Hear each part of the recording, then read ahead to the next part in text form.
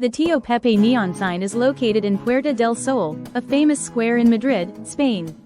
The sign is one of the city's most recognizable symbols. This square is one of the busiest and most well-known in Madrid. It's also the center of the Spanish road network, and is home to the famous clock that marks the start of the new year. The neon sign is part of the city's skyline and is often featured in postcards and photos of Madrid. It's become a symbol of the city, similar to the screens of Piccadilly Circus in London and Times Square in New York. Duchess DJ Love is sharing Madrid, Spain travel guide this week along with Palm Springs, California. Tune in daily or follow me for more travel inspiration and travel tips. Are you ready to be inspired? Check out my photos and let the travel inspiration stir your sense of wonder. And if you're looking for more travel tales, don't forget to explore my blog, books, and YouTube channels for more adventures and insights. Traveling opens doors that you didn't know needed opening. Duchess DJ Love.